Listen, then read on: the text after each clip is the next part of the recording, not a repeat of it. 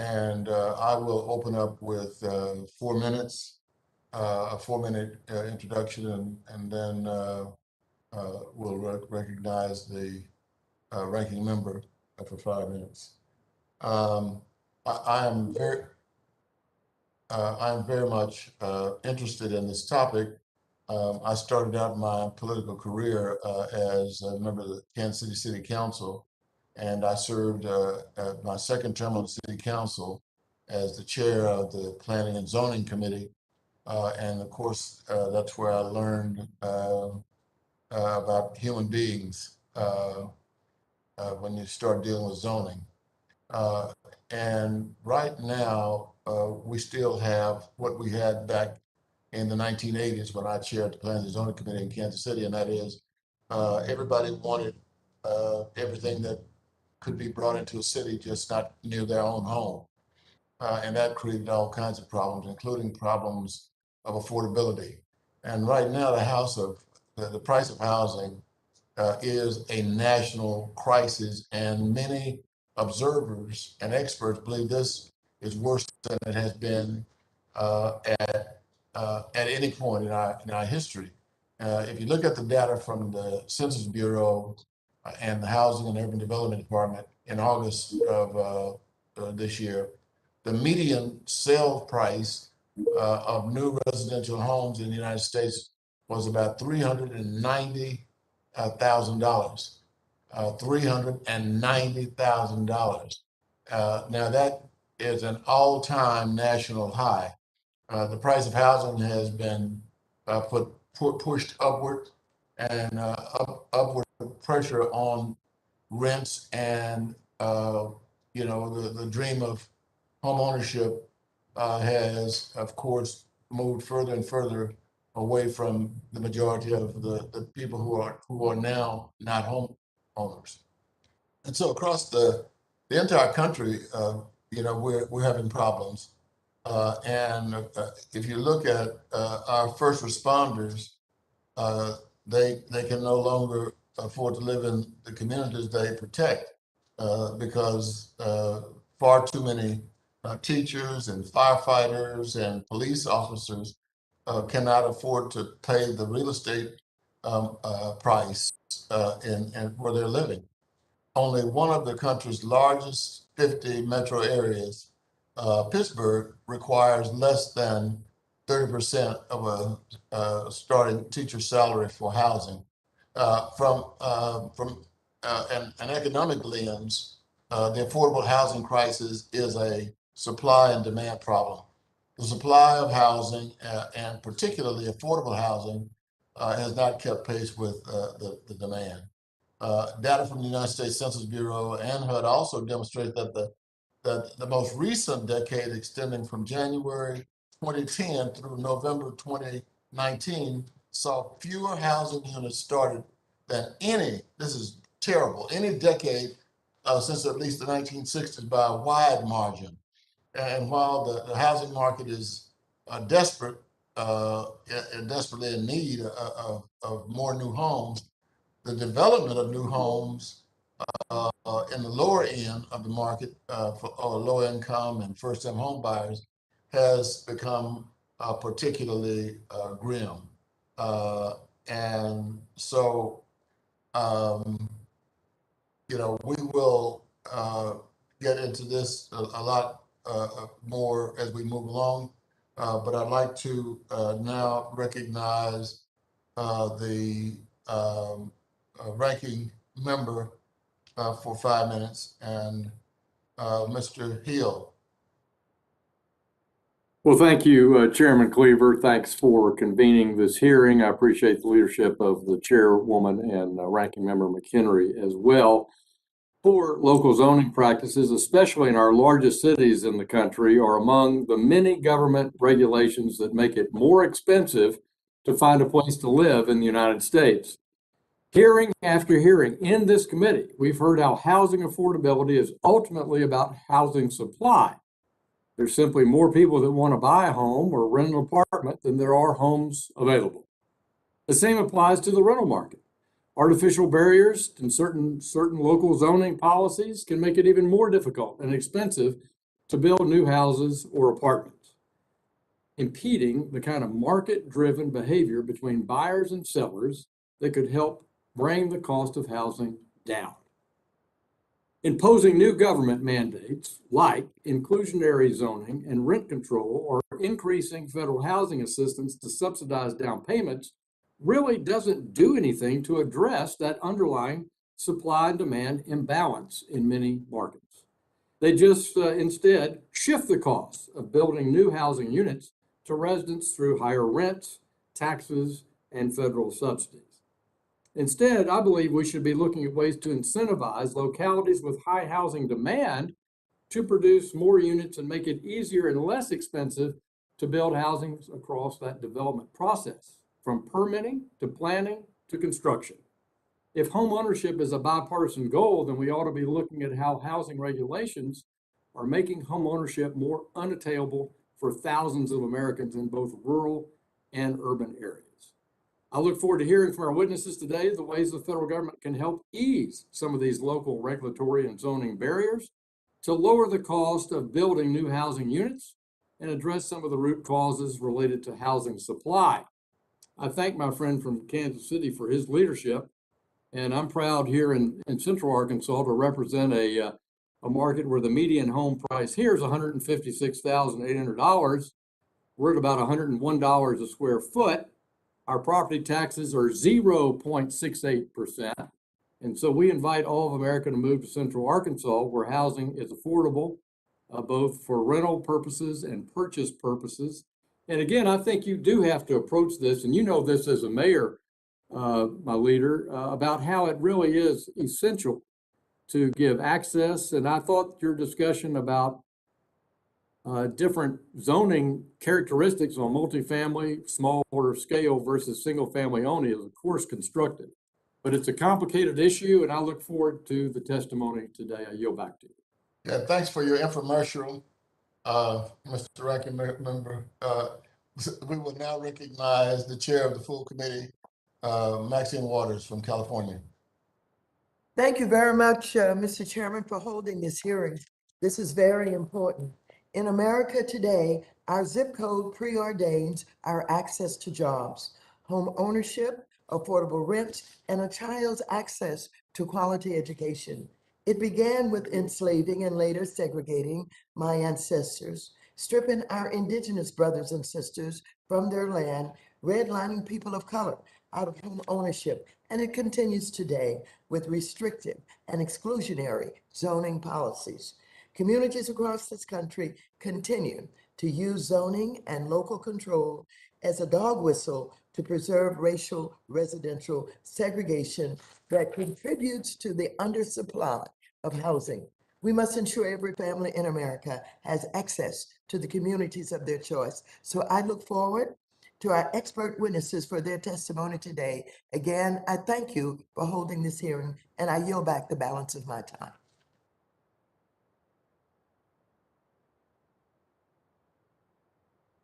Yield back.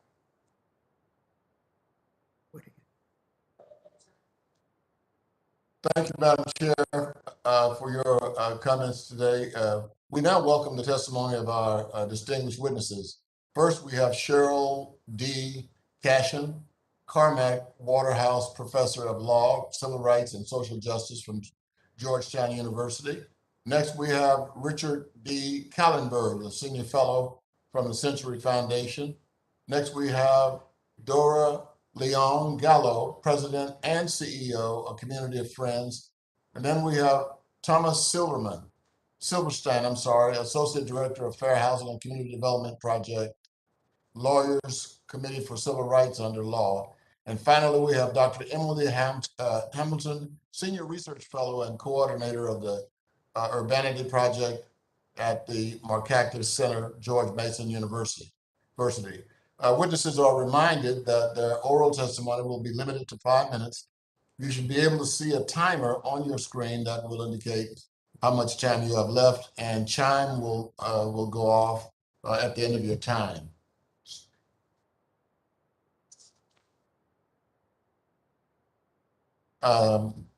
I would like to ask that you be mindful of the timer and quickly wrap up your testimony if you hear the chime, or that we can be, so that we can be respectful of both witnesses and the committee's time. So we will now hear from Ms. Sheryll D. Cashin. You have 5 minutes. Thank you very much. I want to begin by associating myself with the comments of the august chairwoman, and my comments are in that spirit. I've spent nearly 3 decades grappling with U.S. segregation and how it produces racial inequality. My most recent book, White Space, Black Hood, Opportunity Hoarding, and Segregation in the Age of Inequality, reflects this decades of examination.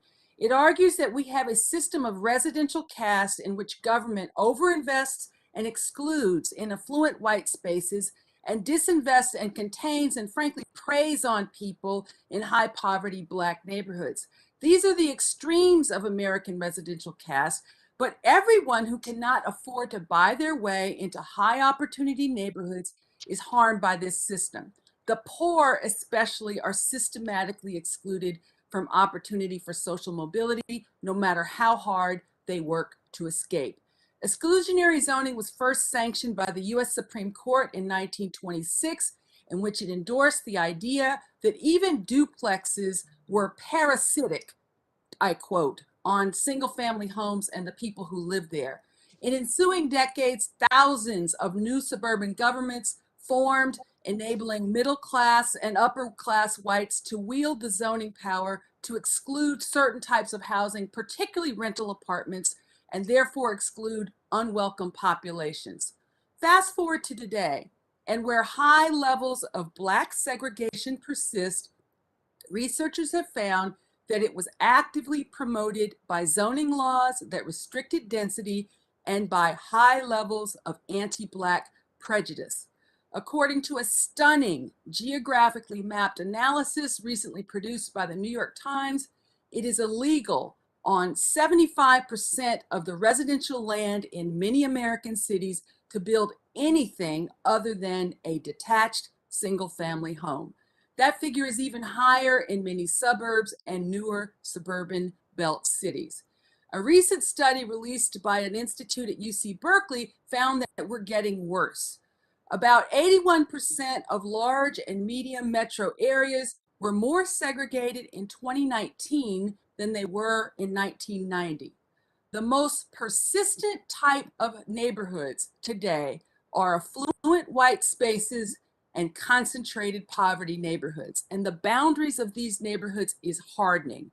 That means it's harder to get into places of high opportunity, and frankly, it is harder to get out of the hood. The past and present of federally backed segregation policies inform the legal and moral case for congressional action to disrupt exclusionary zoning. I cover that history quickly in my written testimony. Suffice to say, intentional segregation of Black people in the 20th century shaped living patterns for everyone. The infrastructure for maintaining segregation lives on.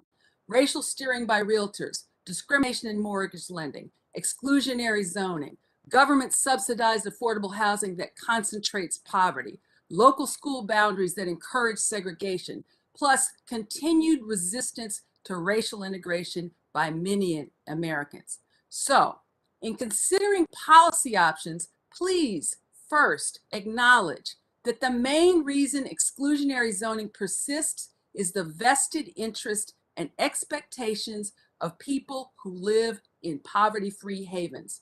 In so-called blue California, where Democrats are in charge, despite a grave housing and homelessness crisis, the state was only able to take the baby step of opening single-family neighborhoods to duplexes. If Congress wants to disrupt a near century of exclusionary zoning, serious pressure and accountability are required. I recommend not just spending incentives to repeal exclusionary zoning, but pressure on localities to adopt well-designed inclusionary zoning ordinances, the best example of which is the highly successful mandatory ordinance of Montgomery County, Maryland.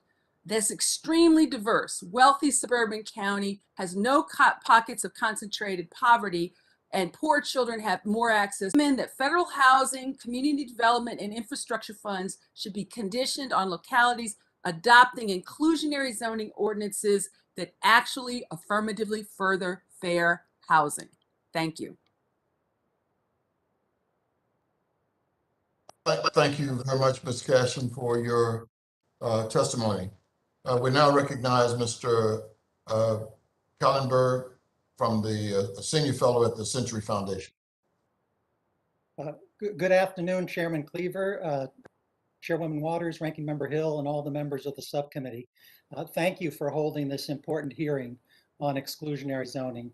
I'm Richard Kahlenberg, Senior Fellow at the Century Foundation, where I conduct research on housing and education policy. It's my testimony that local zoning policies that prohibit multifamily dwellings are driving up housing prices, fueling racial and economic segregation, and limiting the opportunity for millions of children and families to achieve the American dream.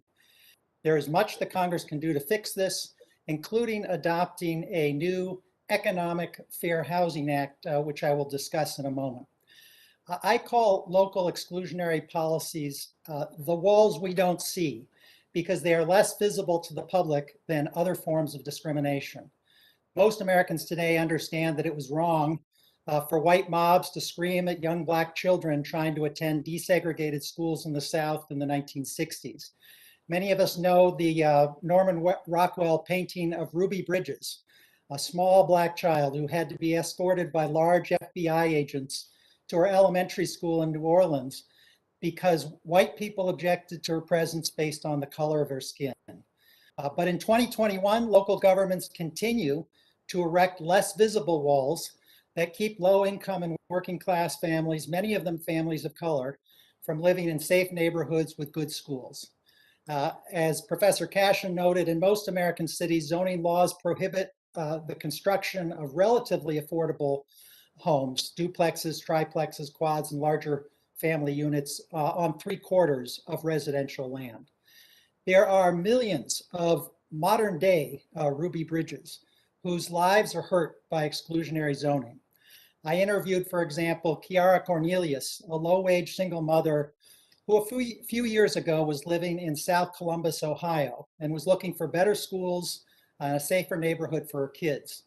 She told me that she did not allow her children to walk to the grandmother's house just a couple of blocks away because it was dangerous to do so. She drove them instead.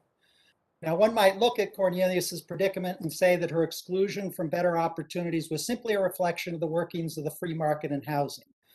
But in Columbus suburbs, bans on construction of duplexes, triplexes, and apartment buildings keep people like Cornelius zoned out by government fiat.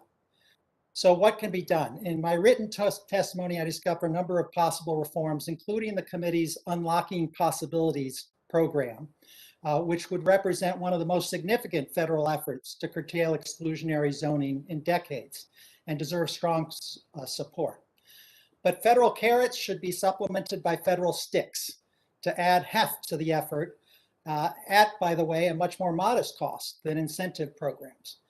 In particular, Congress should create a private right of action, comparable to the one found in the 1968 Fair Housing Act, to allow victims of economically discriminatory government zoning policies to sue in federal court, just as victims of racial discrimination currently can. I call this proposal an Economic Fair Housing Act. The original 1968 Fair Housing Act was a monumental advance for human freedom and helped produce a 30% decline in Black-white residential segregation since 1970. But at the same time, income segregation has more than doubled during this period. Part of the problem, as Harvard's Michael Sandel has noted, is that highly educated elites may denounce racism and sexism, but are unapologetic about their negative attitudes towards the less educated. Now, for important historical reasons, being a class snob is not held in the same disrepute as being a racist. But in the context of the same, Black families and working class families of all races are held in such low regard that the state is somehow justified in sponsoring laws that make it illegal for anyone to build the types of housing these families can afford. An Economic Fair Housing Act would make clear that economic discrimination is wrong, whether or not it has a disparate impact on people of color. But the act would also reduce racial segregation by helping low-income plaintiffs of color who now face stiff evidentiary burdens under disparate impact law to prevail in court. Once again, thank you for this opportunity to discuss the ways to reduce barriers that artificially separate Americans and hurt our country. Thank you.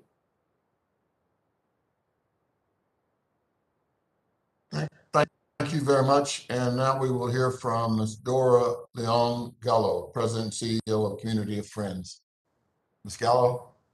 Good afternoon, Mr. Chair, members of the subcommittee, and Chairwoman Walters. Thank you for this opportunity to testify today. My name is Dora Leong Gallo, and I am the President and CEO of Community Friends. We're a nonprofit affordable housing development corporation based out of California with a very specific mission of ending homelessness for people, individuals and families affected by mental illness. In the past 33 years, we've completed 51 apartment buildings throughout Los Angeles and Orange County, including 2 buildings in San Diego County. And currently, we operate 43 buildings housing over 2,500 individuals, including over 600 children. As a nonprofit organization serving people with disabilities, I have seen firsthand how government regulation and control of land use through a process called zoning can be used to both stimulate or slow down the development in communities and or used to exclude certain people and populations from living in certain communities. And although local government's authority to regulate land use is granted by state governments, the development of affordable housing is inherently been a local process. For decades, zoning was controlled at the neighborhood level, but this trend has been changing, given the crisis many communities face with lack of affordable housing. And in the context of building supportive housing to end homelessness, a community of friends have often encountered opposition from community members using zoning and discretionary approvals to block housing for people experiencing homelessness who are disproportionately people of color. So for instance, in Los Angeles, 40% of those who are homeless are Black, yet Black people make up only 9% of LA County's population. Discrimination against people with mental illness are repeatedly couched in land use terms. This housing project is too dense. It's too out of character with the neighborhood. It has insufficient parking and it will generate traffic. Cities frequently bow to the pressure to preserve the status quo, leading to continued discriminatory practices and continued racial inequities in housing. California's environmental review process further challenges supportive housing projects.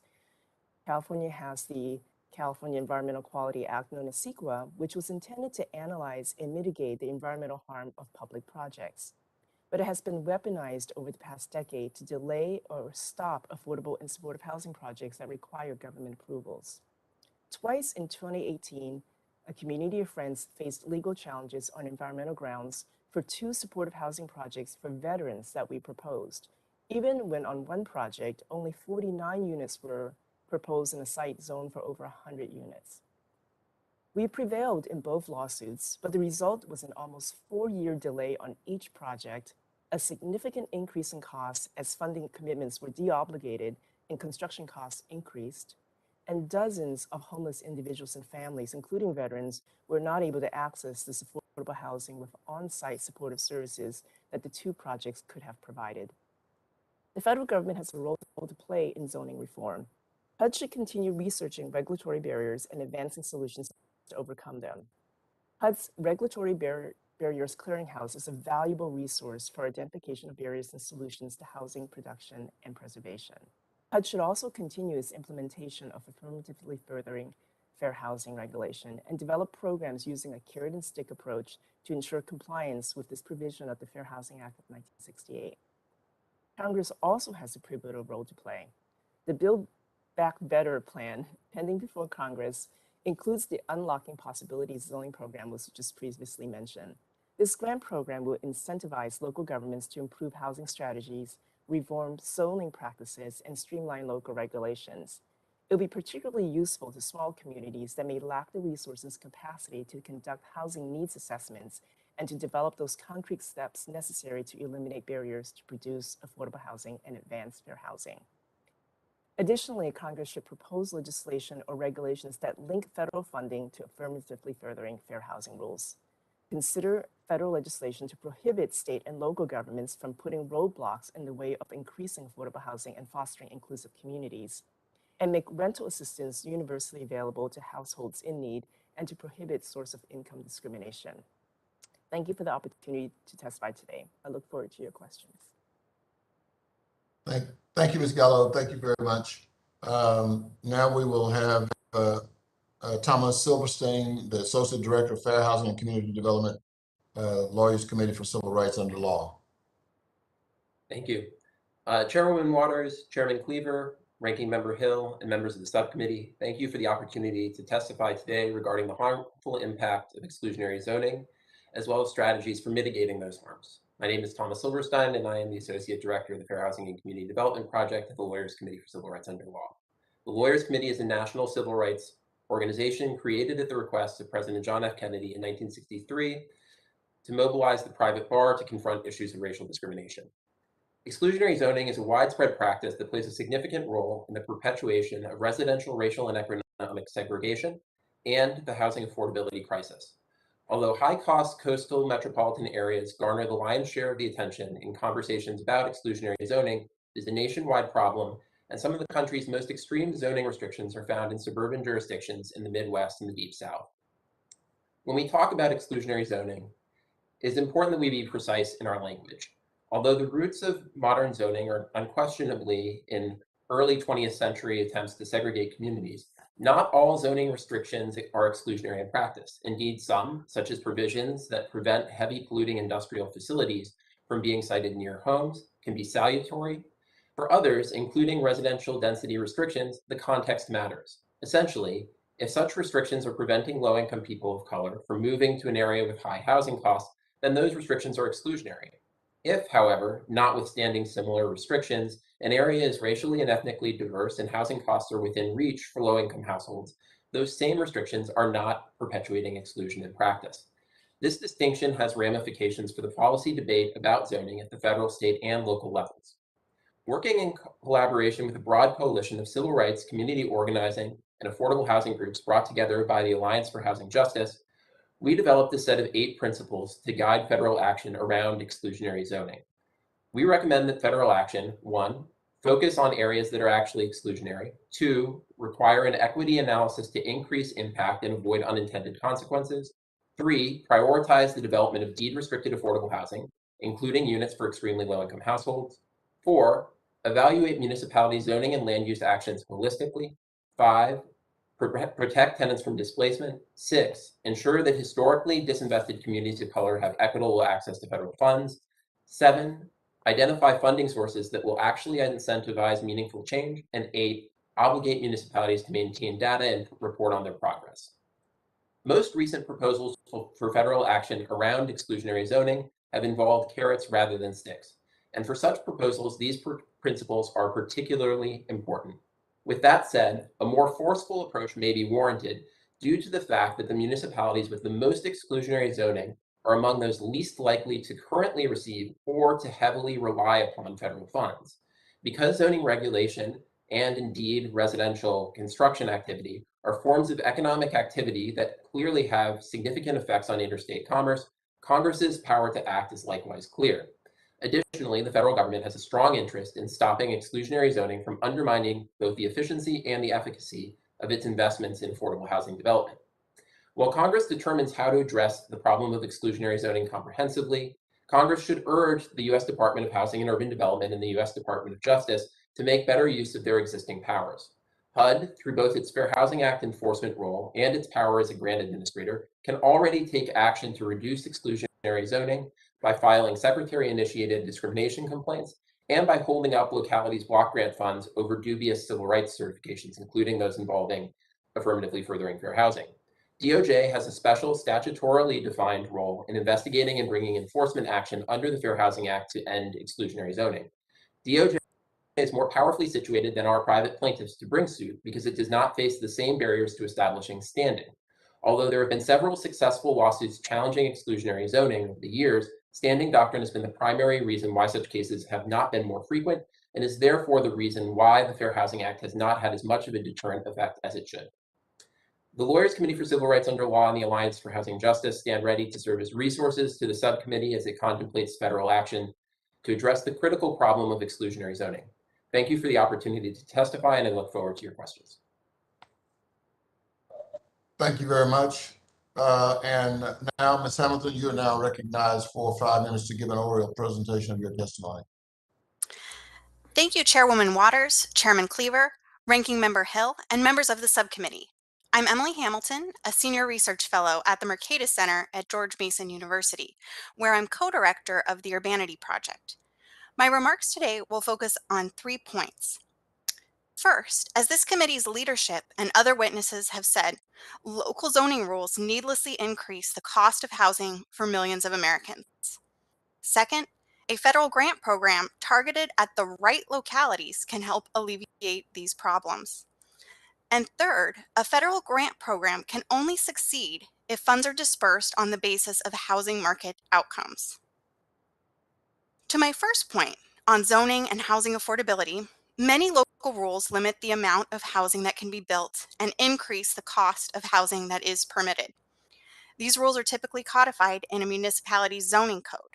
They include apartment bans, requirements that each new house sit on a large lot, and minimum lot size and minimum parking requirements, Such rules increase the cost of building housing, particularly in places where land is expensive. Under current zoning policies, half of American renters are rent burdened. For many families, there is too little left for other necessities once rent is paid. The percentage of renters who are rent burdened has increased over the past decades, reflecting the rising cost of exclusionary zoning.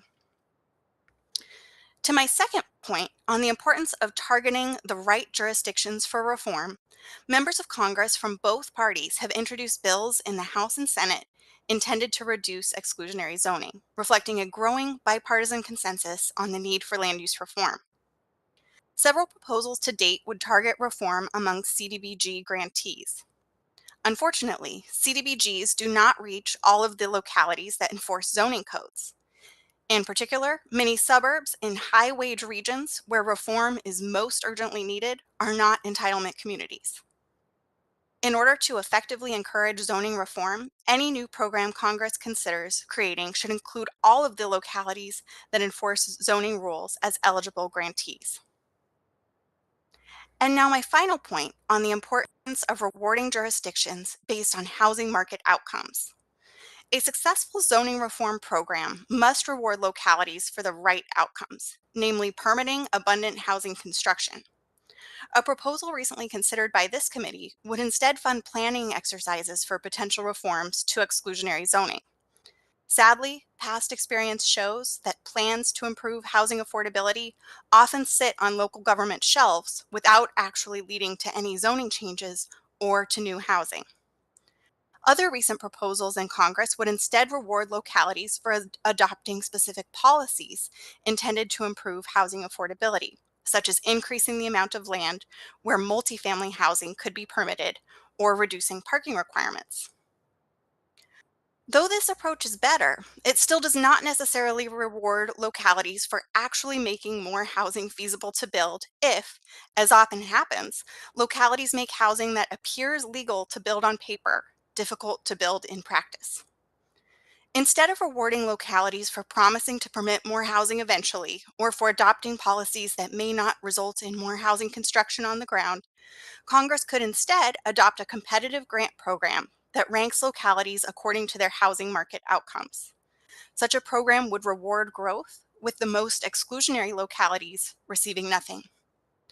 My colleague and I have developed one formula that could enable such a program by ranking high demand localities primarily according to their rate of housing construction and lower demand localities primarily according to the prices of their new construction.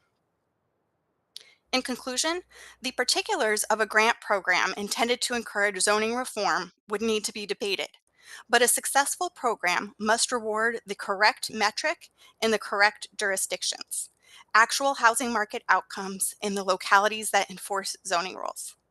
Thank you, and I look forward to your questions. Thank you, Ms. Hamilton, and I'd like to thank all the witnesses. We will begin the dialogical part of our hearing, and we'll begin with questions from our distinguished chairwoman, Maxine Waters. Thank you very much, Mr. Chairman. I do have a question for Professor Cashin. Your recent book, White Space, Black Hood, focuses on Black-white residential segregation. And when it comes to exclusionary zoning, should the focus be broader to include, for example, economic class and other racial and ethnic groups who are disproportionately locked out of housing opportunities? In many communities, the U.S. Census racial distinction of other has been growing over the years, and the residential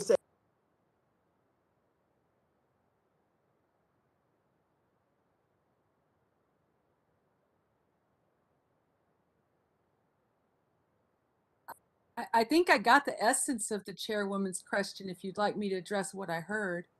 Let's wait just a second or two, just to, she froze, and so maybe we can, maybe they'll get it on. I want to make sure she can hear your response if possible. Well, we can move on and come back. Why don't you, if you will, just, oh, all right.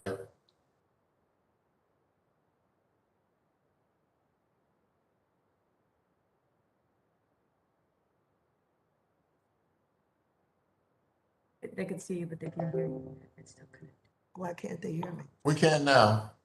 Oh, thank you. Thank you. Professor Cashin, I don't know if you heard my question. Let me give it to you again. Thank you. Okay, your recent book, White Space, Black Hood, focuses on Black-white residential segregation.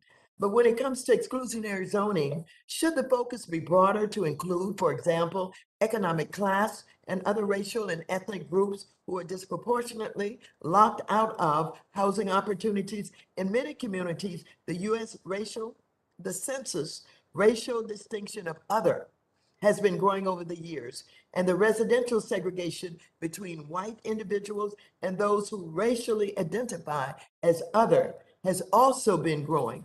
What does this tell us about modern trends in residential segregation and how policymakers should be viewing these issues? So the short answer is, am I on? Yes. Can you hear me? Okay. The Yes. short answer, Madam Chairwoman, is yes.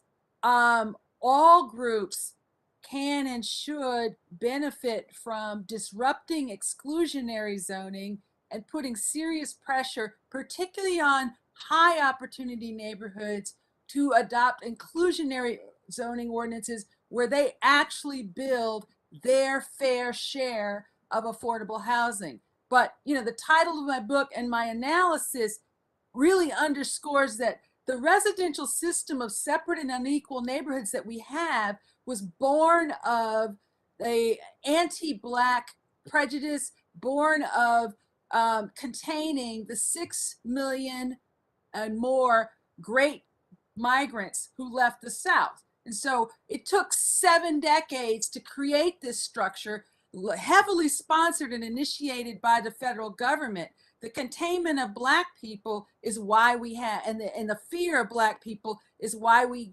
created, and frankly, why we have persistent residential segregation. And I think we just have to be honest in acknowledging that history, acknowledging what we're up against in trying to disrupt it. Well, thank you very much. I had a conversation recently with a member of Congress. I have a big housing bill inside the reconciliation bill. And in that, I have designated a significant amount of money for vouchers. And he said, well, you should not have that much money for vouchers because they can't spend them. There are not enough places for them to even acquire. And so you should reduce the amount. I said, no, we're going to build more affordable housing in the National Housing Trust Fund. And so what we're basically facing, I think, is where are they going to be able to build this additional housing because of what we're talking about here today? And I think I've targeted about $36 billion for the National Housing Trust Fund in order to build more affordable units. But the question becomes, are we going to be stymied in our efforts to build more affordable housing because of this residential zoning discrimination? Well, God bless you. I hope you prevail, Madam. Well, I'm listening to you very carefully, and you're absolutely right. The government created this discrimination, and we have the opportunity to undo it. And it's going to take courage, and it's going to take pressure on the locals and all of the homeowner associations that organize around making sure that they are exercising NIMBY, not in my backyard. And so it's going to be a lot of work. And of course, we're going to be accused of trying to disregard residential neighborhoods where people have invested, and that all of these people coming in from outside, people that don't look like us, just cannot come to our neighborhoods. And so I tell you, when you're in these fights, then they turn the tables on you and us, and they call us racist. And so it's going to be a lot of work. Thank you for being here today. Thank you for all of your knowledge on this subject. I appreciate you very much. Mr. Chairman, I yield back the balance of my time. Thank you. Thank you, Madam Chair. The chair now recognizes the distinguished gentleman from Little Rock, Arkansas, Mr. Hill. Well, thank you, Chairman, again for the committee, and it's an excellent panel with a lot of good perspective, and I'm grateful for everybody's participation. Ms. Hamilton, I was very interested in your study and your formula idea. And your research shows how local zoning and regulatory decisions can raise the cost of new housing that I addressed in my opening statement. And in the Baltimore-Washington region, for example, your research shows a price increase of 1% per year in localities that have adopted inclusionary zoning policies. Can you explain that and give us some background, please? Thank you, Ranking Member Hill. I appreciate the question. I'm not optimistic about the potential for inclusionary zoning to solve the problems of exclusionary zoning. Typically, inclusionary zoning relies on density bonuses that localities provide to developments that include below market rate units. The problem with using inclusionary zoning as a solution to exclusionary zoning is that the tool that gives these density bonuses their value is exclusionary zoning itself. Without underlying exclusionary zoning, inclusionary zoning would be a clear tax on new housing construction, and taxing what we're trying to see in more abundance is not the right policy. It can never undo the harms of exclusionary zoning. And as you said, I've studied inclusionary zoning in the Baltimore-Washington region. Montgomery County, Maryland is often rightly heralded as potentially the greatest success of inclusionary zoning. But even there, less than 4% of the housing stock is made up of inclusionary zoning units. So this policy has never been proven to be a tool that can provide anywhere near enough housing abundance for those households who need it. Thank you, and I think that's a key point. How you also mentioned, I think, a good point, and Congressman Cleaver and I've talked about CDBG issues before. The committee's considering some things there. You referenced entitlement cities that obviously get a direct CDBG allocation, but a lot of suburban cities or peripheral counties to an urban area don't. They typically get CDBG pass-throughs, maybe from a state government, and I say maybe. Can you talk about how your formula would adapt for that, for somebody who's not an entitlement city? That's correct. I would argue that instead, the correct universe of localities that should be eligible for a federal carrot to reform exclusionary zoning should be all of the localities that are in the building permits survey conducted by the Census Bureau and HUD. Those are all of the localities that currently engage in land use planning and issue building permits, whereas CDBGs exclude, in particular, high wage suburbs of high wage regions. And this problem is most acute in the Northeast.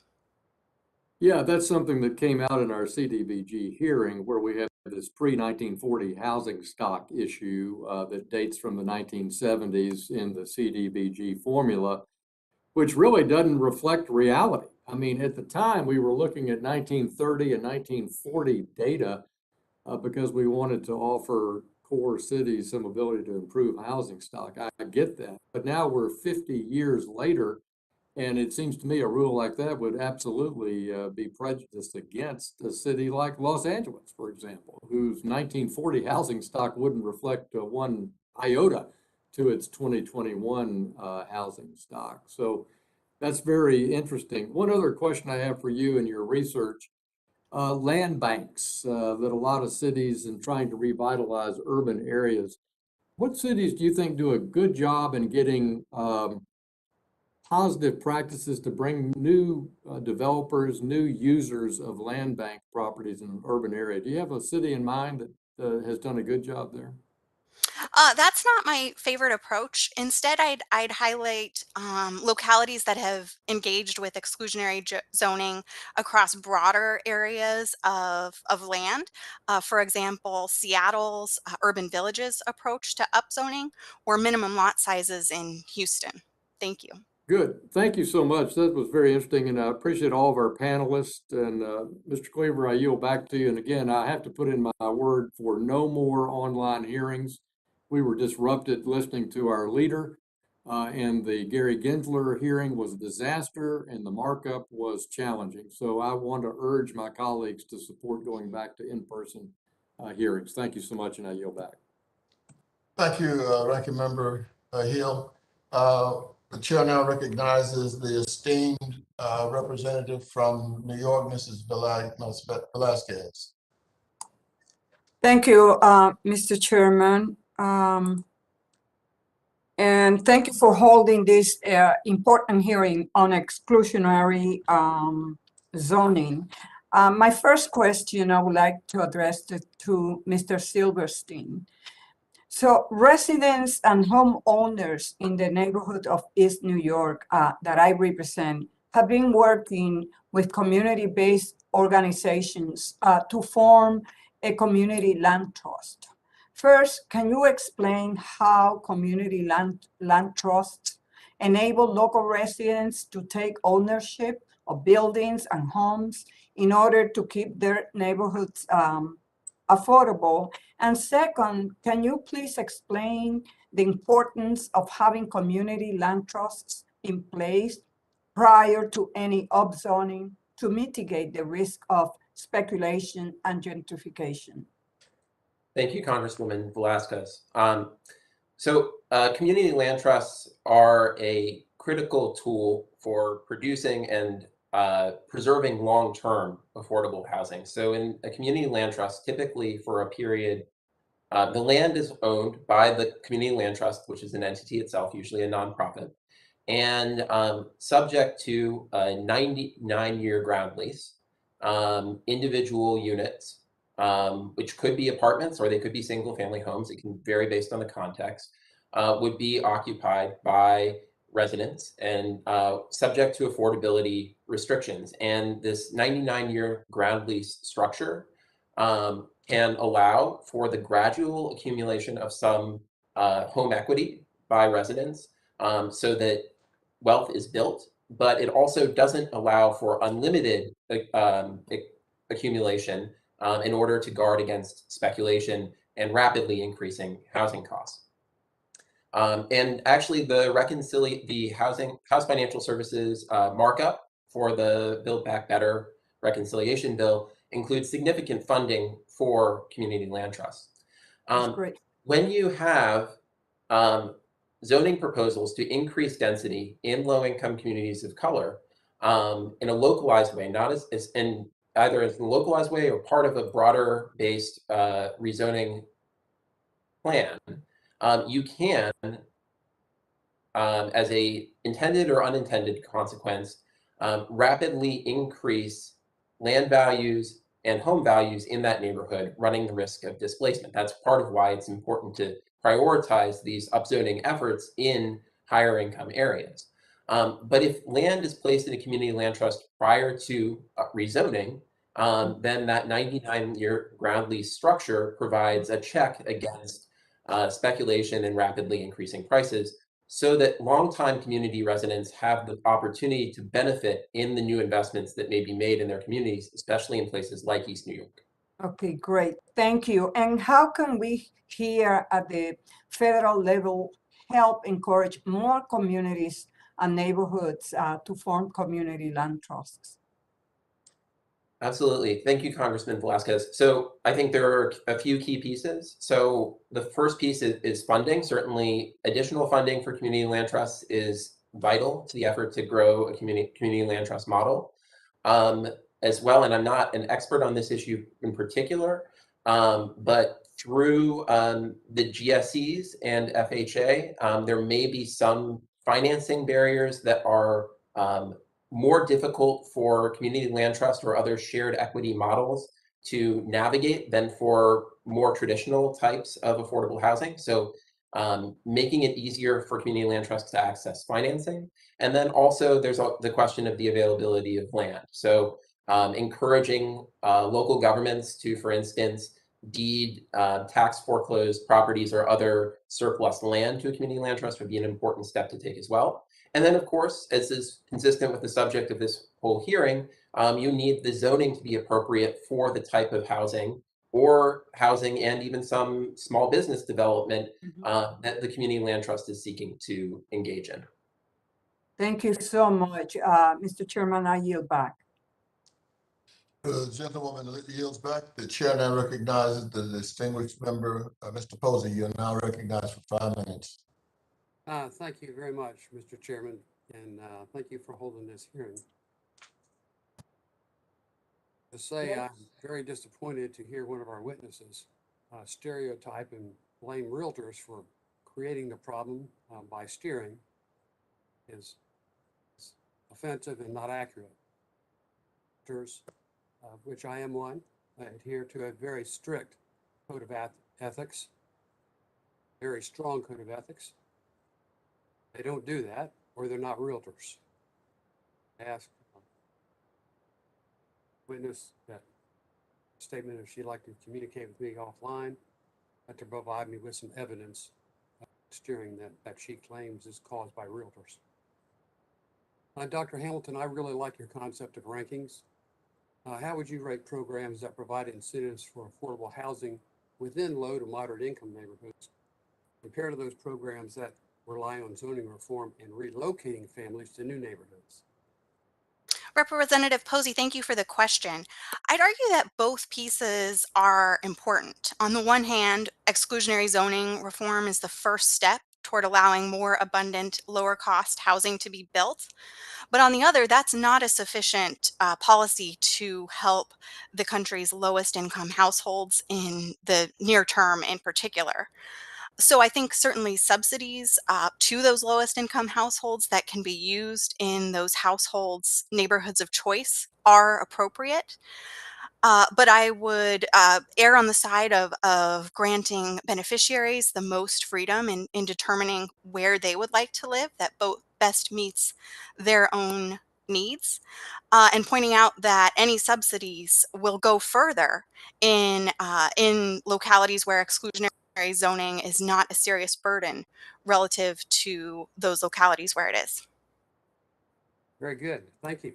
Now, what should our priorities be if we want to have the most impact on accessibility to affordable?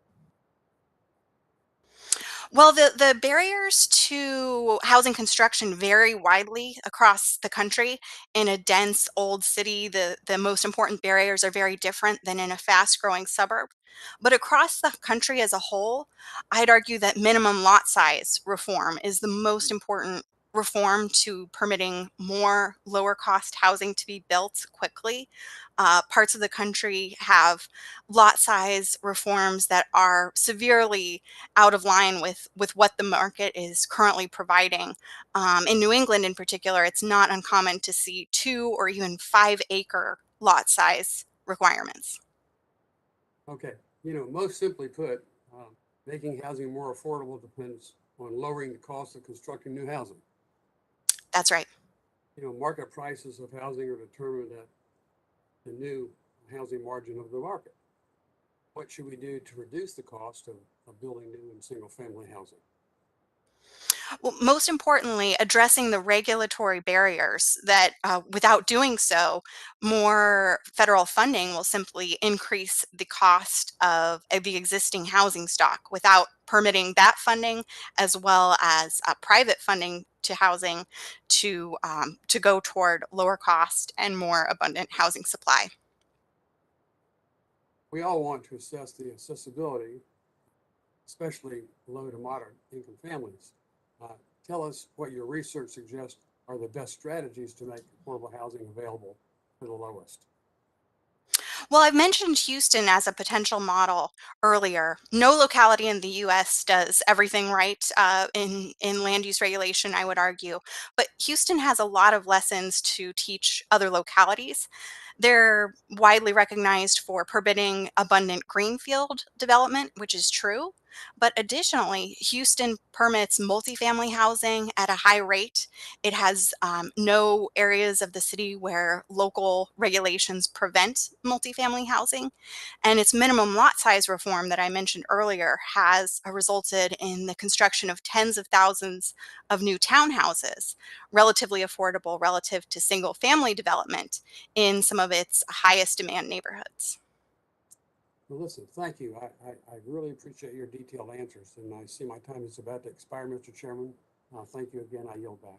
Thank you. The gentleman yields back. The chair now recognizes the esteemed member from Houston, Mr. Green. Thank you, Mr. Chairman. I greatly appreciate the opportunity to be heard. And I do live in Houston. And we do not have zoning in Houston, Texas. And while that can benefit a good many people, it also has a downside to it. I happen to have had the opportunity to serve as a judge of a justice small claims court. And we've had persons who have had, unfortunately, structures erected on property near their homes that was not suitable. And when you don't have zoning, you then have restricted covenants. And getting those covenants enforced can be quite challenging, especially for a person with a modest income. So I'm interested in hearing from some of our panelists about these restricted covenants that are not enforceable. And I'm talking about those that can benefit a person if you have one. In good many places, the covenants are not enforceable because they've not been honored over the years. And as a result, you can't enforce the covenant. So who'd like to be the first to say a word about this problem that we have when we don't have zoning and we cannot enforce covenants because of a lapse of activity over years? Representative Green, I'll offer a brief answer since I've mentioned Houston. Certainly, Houston has seen the emergence of restrictive covenants, particularly in its single family neighborhoods, in the absence of local zoning. Certainly, zoning does have benefits for those who don't want to see change in their neighborhoods as land prices rise and demand for housing increases as well. I'd argue, though, that these benefits of zoning are outweighed by zoning's costs in terms of housing affordability and opportunities for people to live in the neighborhood or region of their choice. You mentioned lot size, and you mentioned that in Houston we have done well with lot sizes. Since I live here, I guess my best evidence would be my experiences and what I've seen. Explain to me what you mean by the lot sizes in Houston, because I see still large acreage for single homes. Thank you, Representative. In 1998, Houston reduced the minimum lot size for development within its I-610 inner loop from 5,000 square feet down to 3,500 square feet, and in some cases down to 1,400 square feet when specific requirements are met. And this has resulted in the construction of detached and attached townhouses in many of the city's neighborhoods, particularly those neighborhoods closest to downtown job centers. This has helped provide a lower cost type of housing construction relative to large lot single family development. Private covenants may remain a barrier to townhouse construction in plenty of parts of the city, but the reform that local policymakers implemented has nonetheless resulted in the construction of tens of thousands of new units that would have been impossible to build otherwise. Since I have a bit of time left and we've had a lot of excellent questions, I'm going to go a little bit offline with this question. I see a lot of people just outside my window in my congressional office who made their home the overpass. There are efforts afoot to relocate people from the overpasses, and there's always a movement to place them in a certain area if at all possible. What have you seen across the country in terms of helping people to move from the overpasses to some place that we would call a home? How is that working? Ms. Hamilton. Thank you again, Representative. Well, I'd argue that, I'd point out that homelessness is not highest in the parts of the country where poverty is highest. It's instead highest in parts of the country where exclusionary zoning rules are most binding. Subsidies and other interventions for homeless individuals are needed to help them in the near term. But again, zoning is a relevant component. Thank you. I yield back, Mr. Chairman. Thank you very much. The gentleman yields back. The chair now recognizes the gentleman, Mr. Style. Thank you. Thank you very much, Mr. Chairman. I appreciate everybody being on the call and on the hearing here today.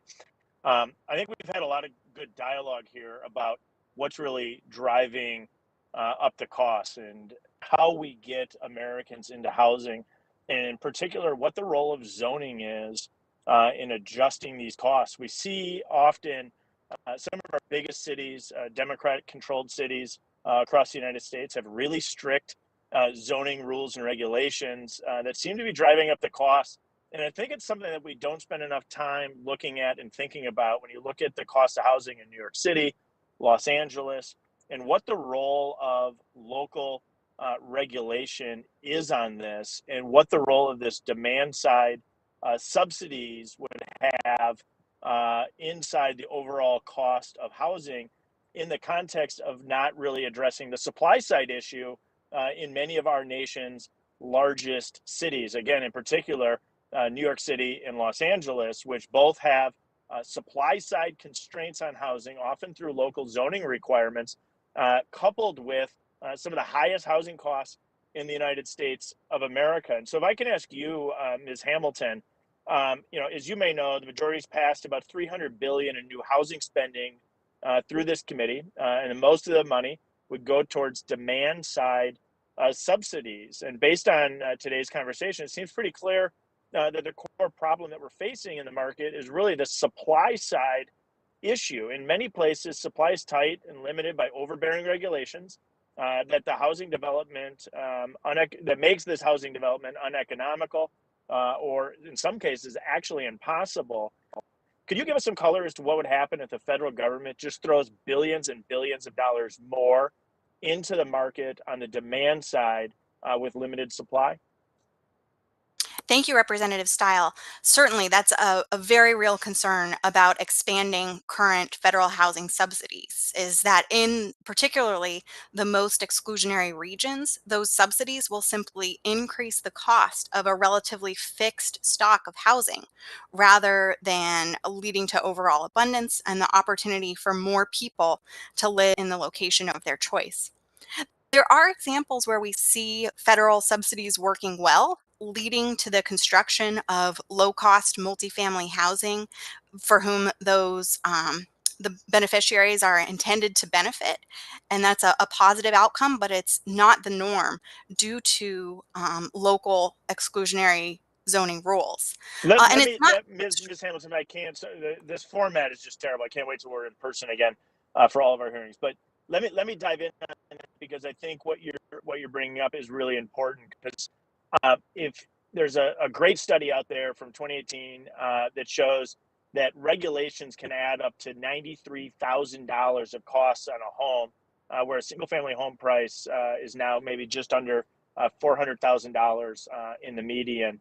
And effectively, all of these regulations and zoning function almost as like a new tax on new housing, which moves us in the wrong direction. And one of the things I don't think we discuss enough is who's footing the bill for this, right? Are certain groups uniquely impacted by what I call NIMBYism of all of these local zoning and rules and regulations? Yes, low-income households are those who are most burdened with the cost of exclusionary zonings.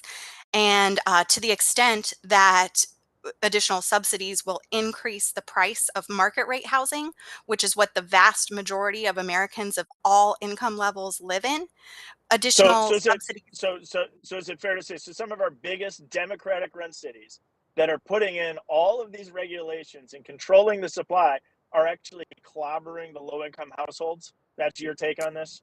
Certainly.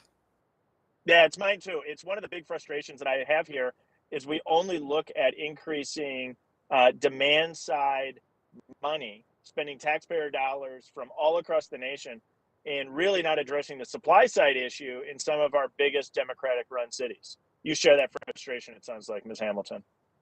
I do. Thank you. Yeah, could you maybe just add a little more color in particular on what we could be doing on the zoning side as it relates to this government funding, if you would? I would support a flexible grant program that gives local policymakers a wide freedom in what they spend the grant money on, that's nonetheless defensible purposes, because the purpose of these grants is to encourage regulatory reform, not to fund specific programmatic outcomes.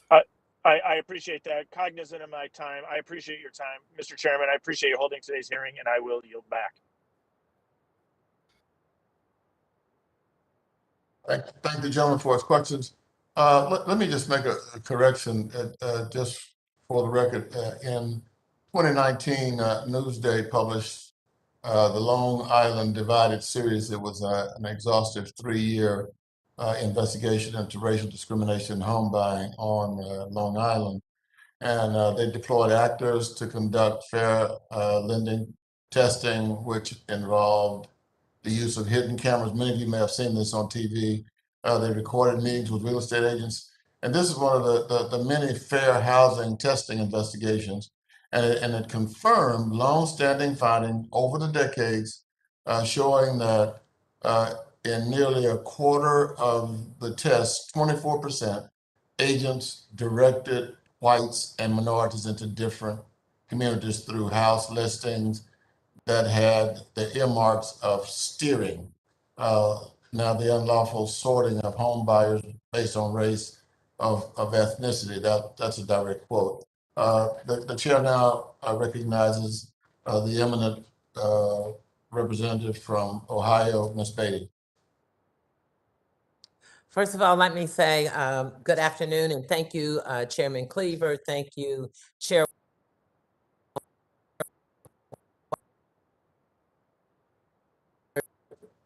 and Ranking Member here. My first question is for Ms. Cashin. Historically, zoning has been used by city and local governments as a tool to segregate Americans, and that segregation got us into parts of towns that were known as Black neighborhoods or wealthy neighborhoods or even Jewish neighborhoods, and etc. Remnants of racial and ethnic discrimination persist in cities today and communities all around the country, and that's what we're hearing today. And from these discriminatory zoning and segregation policies of the past, the Civil Rights Act has outlawed intentional discrimination, but how do our current zoning policies and other local housing ordinances remain a tool for discrimination and segregation, in your opinion? Well, thank you, Congresswoman, for that question. Racial exclusionary zoning was struck down by the Supreme Court. So obviously, even though many exclusionary zoning ordinances, when they were passed, were animated by anti-Black prejudice and continue to be, they use racially neutral tools to exclude people who cannot buy very expensive, large lot, large homes. You can zone, particularly in newer communities, only for large lot, expensive housing. You can require certain types of materials. You can have nothing in your zoning code that it provides for multifamily living. You know, not even market rate apartments, right? And now all of these ostensibly racially neutral things disproportionately exclude people of color. Okay. Thank you. Mr. Silverstein, while zoning reform and redevelopment can expand housing opportunities for low and middle income Americans, if the right safeguards are not in place and the right incentives are not in place, it can exacerbate the lack of affordable housing and lead to gentrification. What are some of the ways that the federal and local government ensure affordable housing instead of building more luxury condos like we're seeing in DC and here in Columbus, Ohio? Absolutely. Thank you for the question, Congresswoman Beatty. So I think there are a few pieces of this. So to the extent that localities are taking on zoning reform specifically in response to federal incentives or requirements, and Congress is designing those federal incentives and requirements, it should be clearly baked in that the purpose of the zoning reform is to increase the supply of deed-restricted affordable housing. That does not mean that there wouldn't be any market rate housing, some of which may be luxury housing produced as a result, in addition, in the context of a mixed income development. There's certainly a place for that, and those market rate units can help cross-subsidize affordable housing units in addition to being paired with subsidy. But basically, at the level of policy design, you absolutely want to make sure that your overriding purpose is on creating more affordable housing. Secondly, there's an enforcement side to this. If a jurisdiction is engaging in targeted upzoning that is predictable, is likely to cause displacement, that just as much as exclusionary zoning raises questions about Fair Housing Act compliance, and HUD and DOJ have an enforcement role to play in looking at those types of practices. And certainly that's something that I think you can I have to interrupt because my time is almost up, so I get the gist of it. I want to thank you because, for the record, I do want to enter this, Mr. Chairman, that as we look at Build Back Better in light of what most of the folks who have said, who have testified, and also from the questions from my colleagues on both sides of the aisle, a lot of this confirms what Chairwoman Waters has been saying. We need to make sure that as a top priority, housing is well funded in these packages that we're going back on the floor and we're voting for. We must not cut those dollars. We must include housing at the highest amount in both our bills when we come back on reconciliation and infrastructure. Thank you, and I yield back. The gentlewoman yields back, and now the chair recognizes the notable Mr. John Rose. You have 5 minutes.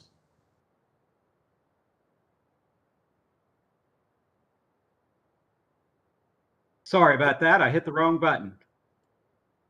Chairman Cleaver, Ranking Member Hill, thank you for holding this hearing, and thank you to our witnesses for your time and expertise this Friday afternoon. The supply of homes for sale at the end of August 2021 totaled 1.29 million units, down 1.5% from July and down 13.4% from August of last year, according to the National Association of Realtors. Housing supply is failing to keep up with the demand, and it is resulting in dramatically higher prices for homes. Therefore, it is critical that we have affordable housing options for families across the nation.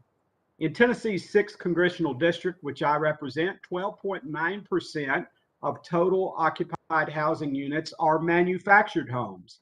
Manufactured housing is the most affordable homeownership option available nationwide for minorities, underserved, and low-income borrowers. According to the U.S. Census data, 90% of new homes, 90% of new homes under 75,000 are manufactured housing.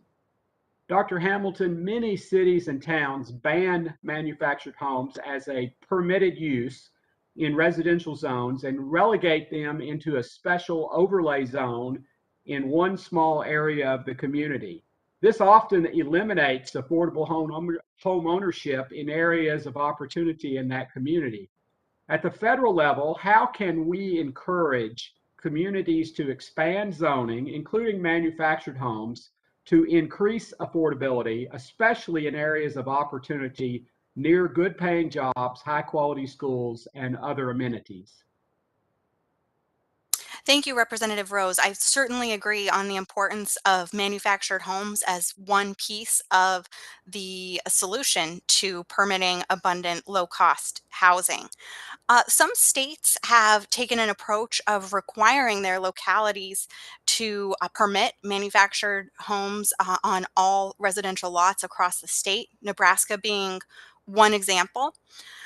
But I would argue that state policy or federal policy intended to increase the availability of manufactured homes needs to go further, addressing rules like minimum lot size requirements that make manufactured homes often not make sense when the differential between the lot and the cost of the house is too large to be a logical market outcome. You mentioned the size of the lot, and I want to ask a follow-up question, but let me stay on point here for a second. Statute requires HUD, when allocating grant money like CDBG or HOME, HOME, to communities to ensure those communities have manufactured housing considered as part of their affordable housing plans. HUD has not utilized this part of the law, and many communities exclude manufactured housing in their zoning plans. This eliminates a potential rich source of affordable home ownership from many parts of the country. How can HUD compel communities to include manufactured housing in their comprehensive housing plans? Well, HUD could certainly go further to act on that language, but I'd argue that real change must come from Congress and members of this committee changing the statutes that HUD works with to provide them with more teeth to compel local zoning reform. Very good. I mentioned I want to get your opinion on a situation that we see a lot of people moving to Tennessee from higher cost areas like California and the Northeast. And one of the land use planning issues that's maybe particular to Tennessee, although maybe other rural states face this, and that is that in Tennessee, you can avoid local planning commissions if the lot sizes that you subdivide property into are 5 acres or larger. Tennessee has another curiosity that they require, though, a 50-foot access strip to a public road. And so it creates a situation where we're seeing some very difficult subdivisions happening where you have these 50-foot strips making their way back into larger tracts of property. Have you seen that problem, and what are your opinions about the long-term implications of this land that's divided into these very narrow strips for access purposes and for purely meeting the zoning requirement? Representative, that's an excellent example of the interaction of the many regulations that local governments enforce, sometimes leading to outcomes that just don't make sense and constrain housing construction as a result. So that's why I'd focus on rewarding housing market outcomes rather than specific policy changes. Thank you. I see that my time's expired. Chairman, I yield back. Gentleman yields. The chair now recognizes the celebrated member from California, Mr. Vargas. You have 5 minutes, Thank Mr. you. Vargas. Thank you very much, Mr. Chairman. I love to celebrate any party. We celebrate. And I want to thank you and the ranking member, Mr. French Hill, good friend, and especially the chairwoman, Ms. Maxine Waters, because I think that this is a very, very important issue, housing, affordability of housing, but it's also a very complicated one, just to be frank. I was on the San Diego City Council for about 7 years, and I sat on 2 committees mostly, and that was the Public Safety Committee and the Land Use and Housing Committee. And on the Land Use and Housing Committee, I got to know a little bit about San Diego and how it's built. Every city's different, but basically we're constrained by, you can't go south because it's a different country. It's Mexico. You can't go west because it's the ocean. East, interestingly, you bump into mountains, and it's very difficult and expensive to build into mountains. And going north, you hit Camp Pendleton, which is a military base, and we like it, and we don't want to change that. We need to train our Marines there. So you're really constrained in this area. And so almost all of the available land for development is used. Now you have to have density. I think density is very, very important. That's where, of course, zoning comes in. But we've had some experiments here that have gone very badly. For example, I think everyone tried to do the right thing back in the 1960s and said, the center part of the city, an area that was a little bit older with housing that was over 50 years old, we're going to allow for it to change in zoning and allow up to 6 units in a single family neighborhood. And of course, they thought it'd be a great idea because it's fairly close to the downtown. There was transportation corridors there. There was also housing. I mean, not housing, but housing was dilapidated. It needed some change because of the 50 years old. But they thought it was a good idea. What happened was, instead, you got a lot of people that came in and did what they call the Huffman six-pack. They bought the single-family house, they basically scraped it, and they built the ugliest possible square box with 6 units there. They had no, in the front, instead of having grass and a place to park, it was all cement, and just simply parked your car. And it destroyed those neighborhoods. It really did. Now, I was on the Public Safety Committee, and I can tell you that most of the problems that we had in those neighborhoods with crime came out of those Huffman six-packs. So they changed the zoning again not to allow that, which was too bad, because I think it really was the character of what they built, not the density, but what they built. They built it as cheaply and as badly as they possibly could just to squeeze money out of it. Now we're building in areas with much more density than that, much more than 6 units, and it's done right. They don't just scrape the front yard. You had one area, you park underneath the building, you go up, a number of spaces, but that's more expensive to build like that. But it is a better building. Anyway, I mention that because it's not so easy just to simply change, and it's not always racism either. Interestingly, in this neighborhood, most of the people are people of color, so they're not against people of color moving in. Just saying, don't build like they built before those Huffman six-pack. It's destroyed the neighborhood. I mean, does anyone have a comment on that? Because again, I believe in density. I think density is good, but you can't just build the crappiest possible building there, because I think it does destroy those neighborhoods. How about Professor Cashin? Any comment on that? Yeah. So can you hear me? Yes, Okay. absolutely. So part of the reason why I support strongly encouraging communities to adopt their own inclusionary zoning ordinance is it can be tailored to their individual circumstances. you know, and the process of doing that, hopefully, you know, all the constituencies in the community get to participate in shaping what that looks like. It's not for the federal government to say what it should look like. But the point is that communities, and yes, including a lot of Democrat-run cities, need to get going on a vision of inclusion where people of all colors, races, and economic circumstances can live together more densely and more affordably. I love the idea of letting more, you know, creating more micro housing, creating allowing manufactured housing come in, but strongly incentivizing, enforcing of AFFH, putting pressure on localities to innovate and build cities and communities of the future that include and work for everyone. Yeah, my time is up, and I agree with you. The only thing is, I think the product is important too, what you build, because if you do build a crappy building, I mean that does in fact create problems for everybody, especially if you want to create more density. And again, Vienna is one of the most dense places in the world, and it always is the most livable city. Density is good, just this has to be done right. Thank you very much. I yield back, Mr. Chairman. Yields back the acclaimed Floridian, Mr. Lawson. You are now recognized for 5 minutes. Thank you, Mr. Chairman, and I want to thank you all for having this hearing. I want to thank the panel for being here today. It's a very important issue. In only 12 counties in America can a full-time worker earn state or federal minimum wage afford a one-bedroom home. According to this report, in no state at all can a person earning minimum wages afford a two-bedroom apartment. High rent have another detrimental effect. Delaying home ownership, long a symbol of American dream.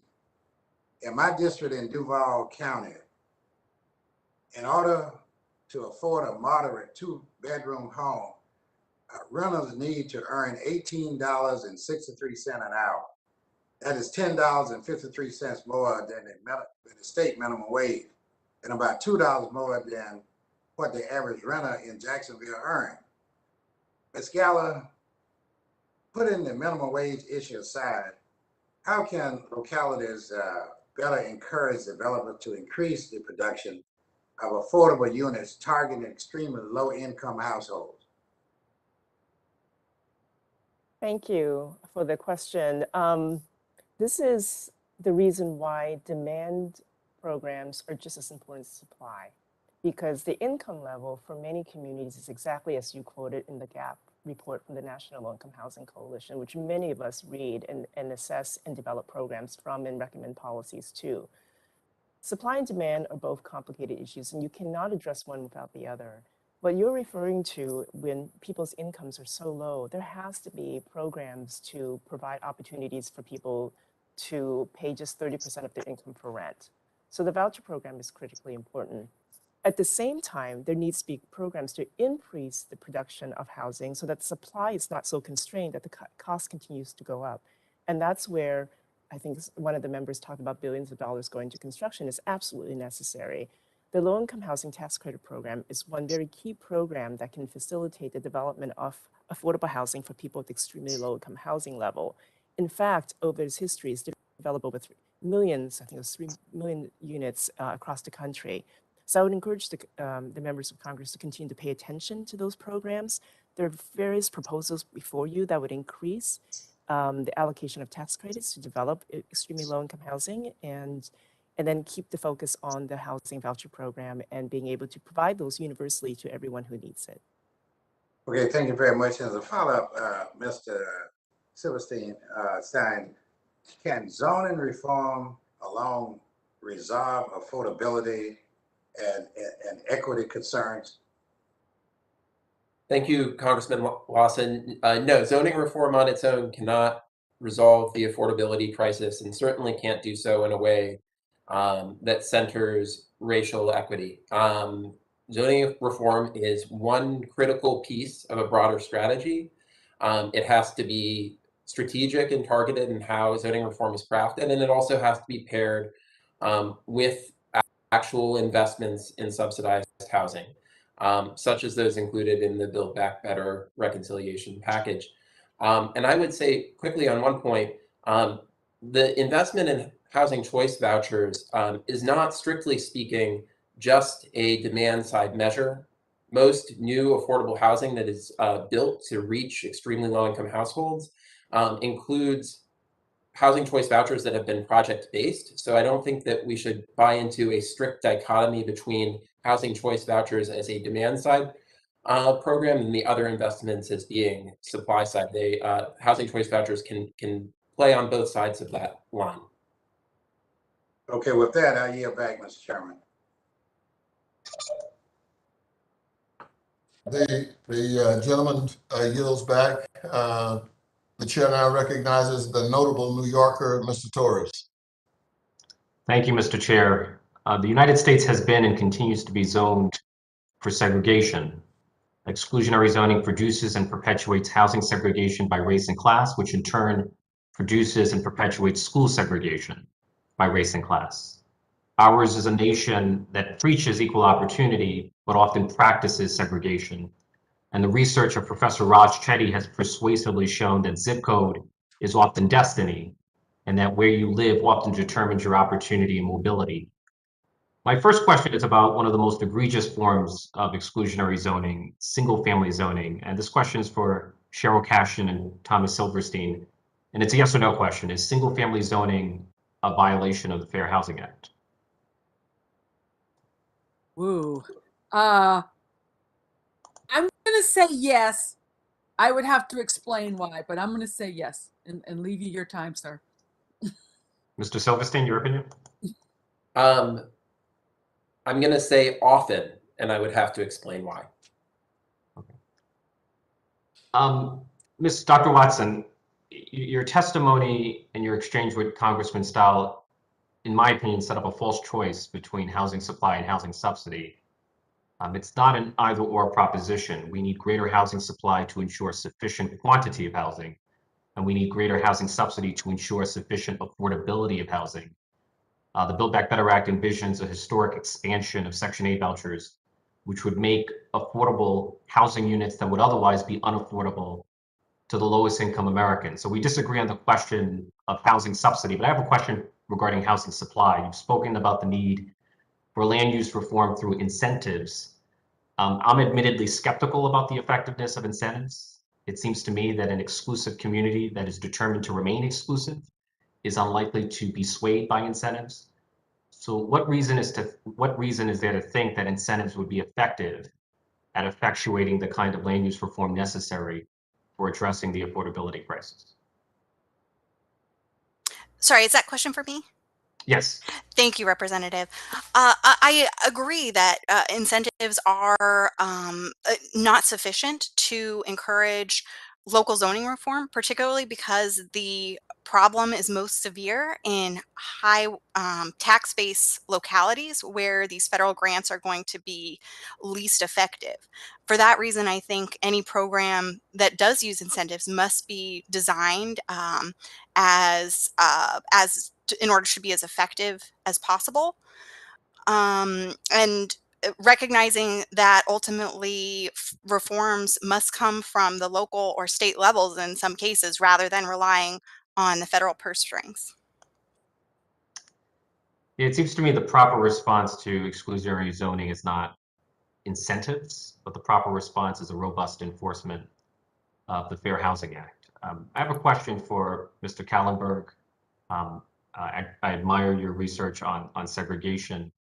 You know, in a time of gentrification and speculation, there's an understandable concern that more development would likely lead to displacement rather than desegregation.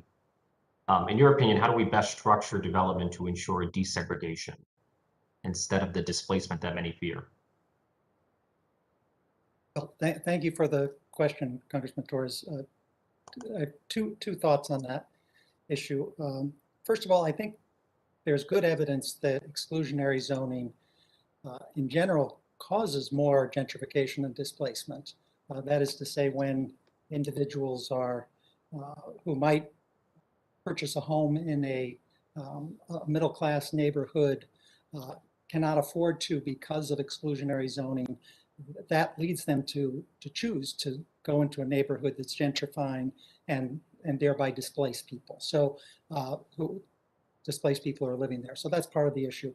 The other is that I think we've learned from California and elsewhere that zoning reform that only provides upzoning without protections for individuals who may face displacement is wrong, and it's politically unfeasible as well. And so I would agree with Professor Cashin, who's emphasized the importance of inclusionary measures when there is an area that's being upzoned and associated measures to make sure that there's not expansive displacement. Is there a locality that you feel represents the right model of affordable and sustainable and equitable development? I think we're still searching for that perfect model. Right enough. I see my time has expired. Thank you, Mr. Chair. Thank you, Mr. Torres. Before I begin my questioning, I want to place into the record a letter from the Multinational Housing Council without objection. And this letter dated October 15th, 2021. I'd like to just have a quick conversation, if I might, with the two of our witnesses, Mr. Kahlenberg and Ms. Gallo.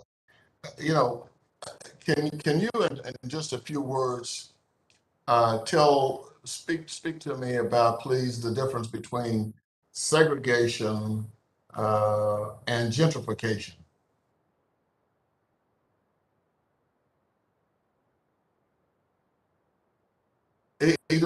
Either one, or both of you. Segregation is what we've been talking about in terms of the consequences of zoning practice throughout this country. When you are deliberately creating situations where people, particularly people of color and lower income people, cannot live in certain areas, and the decisions to allow that to happen are essentially sanctioned through policies and programs. So zoning is one practice where you have certain people not being able to live because of, for instance, the single family zoning conversation. Gentrification happens when we attempt to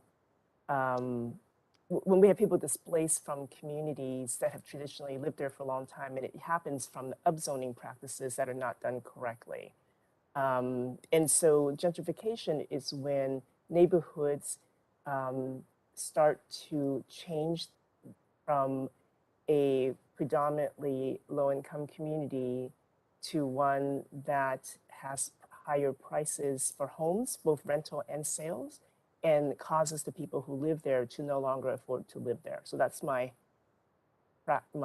layman's definition, practicing affordable housing development. Yeah. Go ahead. Mr. Kahlenberg.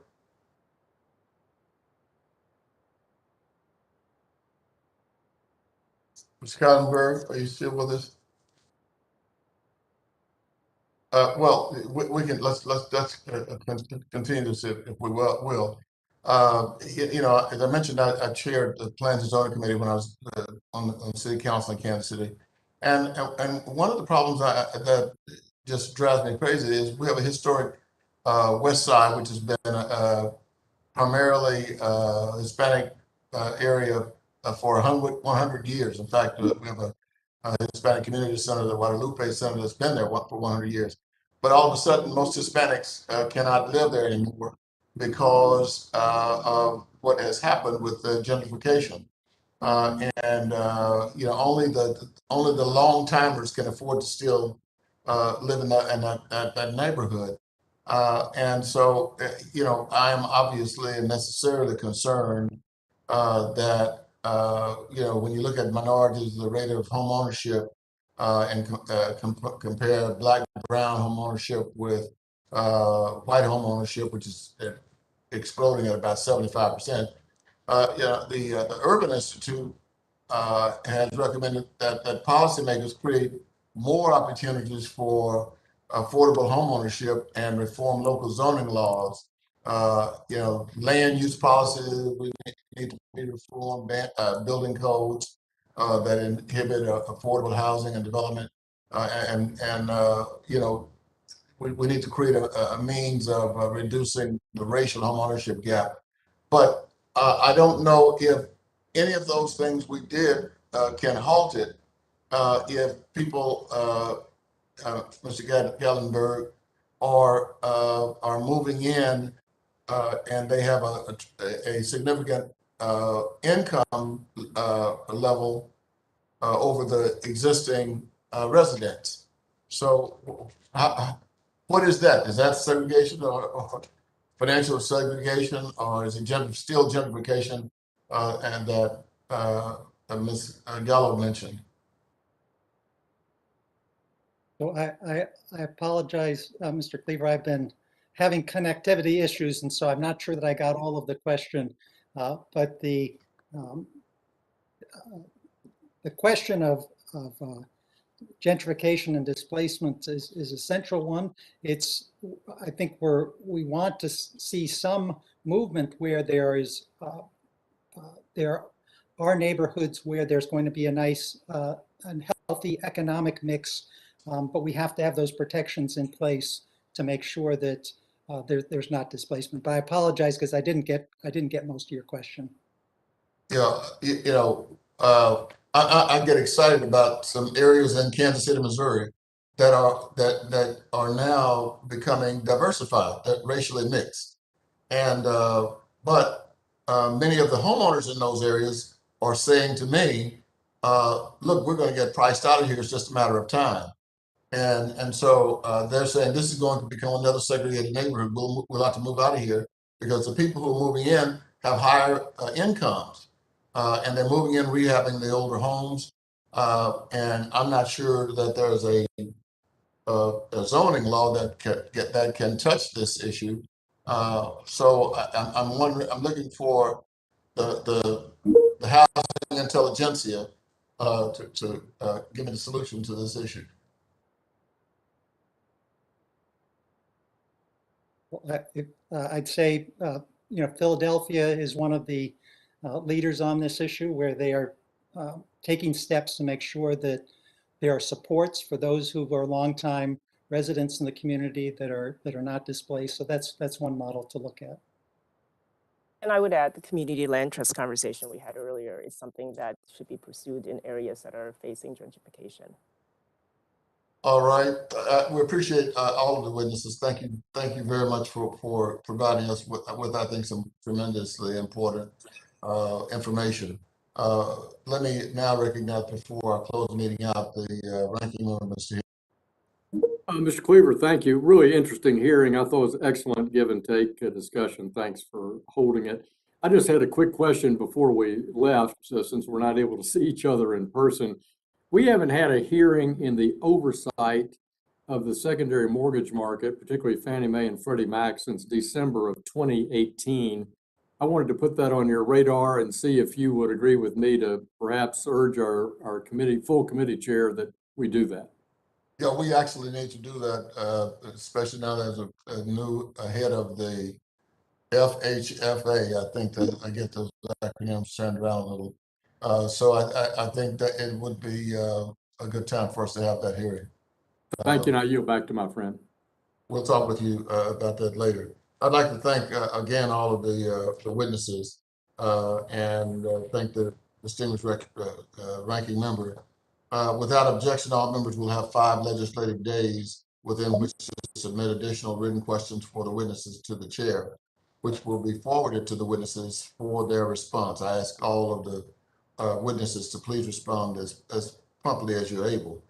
Without objection, all members will have 5 legislative days within which to submit extraneous materials to the chair for inclusion in the record. I remind members that written questions and materials for the record should be submitted to email address provided to your offices. If there are no other questions or important people coming forth, the eminent members of Congress are now dismissed for lunch. This meeting is now adjourned.